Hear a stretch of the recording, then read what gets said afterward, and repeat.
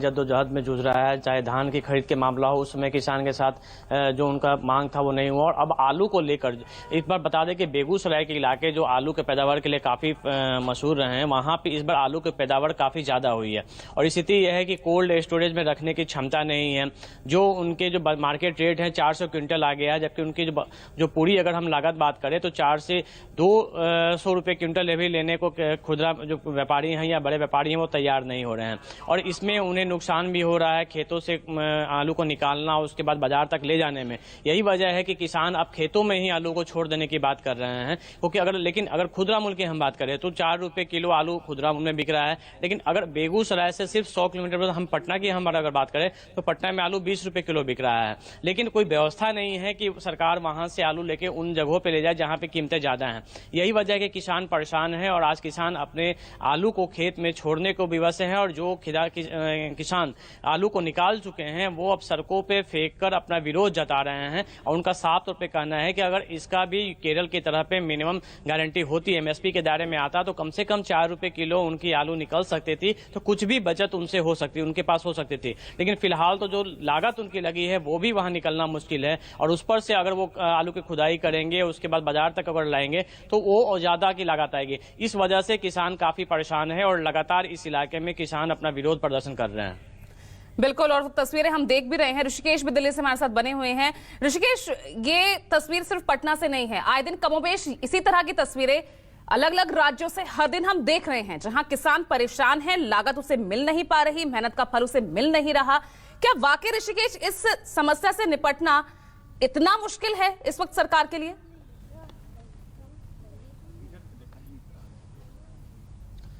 देखिए, बिल्कुल उत्तर प्रदेश अगर ऐसा नहीं होता तो उत्तर प्रदेश में समाजवादी पार्टी इसे बड़ा राजनीतिक मुद्दा नहीं बनाती।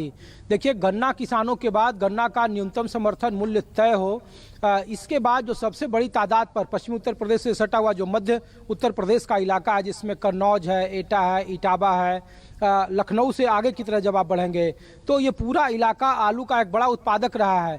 और उत्तर प्रदेश सरकार की तरफ से न्यूनतम समर्थन मूल्य 650 रुपया करने के बावजूद सरकार जो विपक्षी पार्टियां हैं उन्हें लगता है कि जो गन्ना किसान के बाद सबसे बड़ा जो आलू उत्पादक किसान है उन्हें वो उचित माल नहीं मिल रहा है, मुआवजा की वो बार बार बात कर रहे हैं, क्योंकि लागत उनका ज़्यादा था। नवंबर और दिसंबर शीत महीने में आलू का उत्पादन कम होता है और उस वक्त गन्ना जो आलू उत्पादक किसान है उन्हें मूल्य ज़्यादा मिलता है। लेकिन इधर प्रोडक्शन ज़्यादा होने की वजह से जो आलू उत्पादक किसान है उन्हें अपना लागत मूल्य भी नहीं निकल रहा है, इसीलिए न्यूनतम समर्थन मूल्य की बात की जा रही है। उत्तर प्रदेश की उसका एग्जाम्पल है और समाजवादी पार्टी ने अपने तमाम जिला अध्यक्षों को कहा है कि जो आलू उत्पादक किसान है और वहाँ जो मंडियां हैं वहाँ पे जाकर प्रदर्शन करें, किसानों की बातों को ले जाएं और अगले एक सप्ताह में बहुत बड़ा आंदोलन पूरे किसान जुटेंगे, जिसमें गन्ना किसान भी मौजूद रहेंगे और आलू उत्पादक किसान भी मौजूद रहेंगे। तो ये केवल उत्तर प्रदेश की हालत नहीं है, पंजाब में भी कमोबेश यही आलम है। पंजाब में भी न्यूनतम समर्थन मूल्य उठाने की बार बार जो किसान के अलग अलग संगठन है वो कर रहे हैं। हरियाणा इसका एक बड़ा एग्जाम्पल है, हरियाणा के कई मंडियों में प्रदर्शन हो रहे हैं और आने वाले वक्त में देखेंगे कि हरियाणा, पंजाब, मध्य प्रदेश, उत्तर प्रदेश जैसे जो बड़े आलू उत्पादक राज्य हैं यहाँ पे यह आंदोलन तेज होगा, मंडियों के बाहर प्रदर्शन होगा और सभी जगह गन्ना किसानों की तरह आलू किसान भी न्यूनतम समर्थन मूल्य लागू करने की मांग कर रहे हैं। हालांकि उत्तर प्रदेश सरकार ने इसे लागू कर दिया है, लेकिन उसकी संख्या काफी सीमित है, 8 मंडियों तक ही इसे सीमित कर दिया गया है। लेकिन जो आलू किसान है उनका कहना है कि अलग अलग जिलों में बहुत ज्यादा जरूरत है। ये सिर्फ सिंबॉलिक मैसेज देने की कोशिश की गई है, क्योंकि विपक्षी बार बार आरोप लगा रहा है कि प्रदेश के मुख्यमंत्री जब गन्ना किसानों के न्यूनतम समर्थन मूल्य देने की बात होती थी तो कहते थे कि गन्ना का उत्पादन ज्यादा से ज्यादा न करे किसान, गन्ना का उत्पादन कम कर दे।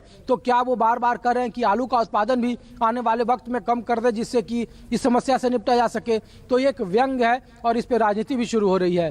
न केवल उत्तर प्रदेश बल्कि पंजाब, हरियाणा, मध्य प्रदेश जैसे बड़े आलू उत्पादक जो राज्य हैं वहाँ भी गन्ना किसानों की तरह आलू उत्पादक किसानों की यही मांग है कि न्यूनतम समर्थन मूल्य जारी हो, क्योंकि प्रोडक्शन जरूरत से ज़्यादा सरकार बार बार कर रही है, जो कृषि मंत्री हैं वो बार बार कर रहे हैं कि ज़्यादा उत्पादन हुआ है और इस वजह से उनके उत्पादन के मुकाबले जो उनका मूल्य है वो उस तरीके से नहीं मिल रहा है। कहीं 400 रुपये है, कहीं 350 रुपये है और ये मार्च और अप्रैल महीने में सबसे ज़्यादा आलू का उत्पादन होता है और इस वजह से थोड़ा मूल्य में गिरावट का दौर देखा जा रहा है। ये सरकार का पक्ष है, लेकिन किसान कह रहे हैं कि अगर उनका न्यूनतम समर्थन मूल्य सरकार लागू नहीं करेगी तो फिर उनके उत्पादकता पर असर आएगा और उनके अपनी जो खेती है, जो अपना समर्थन मूल्य न मिलने से जो उन्हें नुकसान है उसकी भरपाई कौन करेगा, ये सबसे बड़ा सवाल है और इसी पर सियासत भी की जा रही है। बिल्कुल, और वो हम देख भी रहे हैं कि किस तरह से यहाँ पर तमाम राजनीतिक दल अब आलू पर सियासत करने पर उतारू हो गए हैं। देखिए किस तरह से सड़क पर ये आलू इस वक्त नजर आ रहा है और ये कमोबेश स्थिति तमाम राज्यों से सामने आ रही है। फिलहाल पटना के बेगूसराय से आप देख रहे हैं। हमारे साथ लगातार मेरे सहयोगी अमिताभ ओझा भी बने हुए हैं। अमिताभ, सरकार अपना पक्ष रख रही है, मानस भी मेरे साथ जुड़ गए हैं। मैं मानस का पहले रुक कर लेती हूँ। मानस, आवाज पहुंच रही है अगर आप तक तो मूल, मेरे ख्याल से शायद मानस तक आवाज पहुंच रही है शायद। मानस, मूल समस्या कहां नजर आ रही है? सरकार अपना पक्ष रख रही है, किसान अपनी समस्या बता रहे हैं, लेकिन समस्या कहां है? क्या मंडी तक पहुंचते पहुंचते वाकई किसान बेहद लाचार है कि उसके हाथ में कुछ नहीं रह जाता?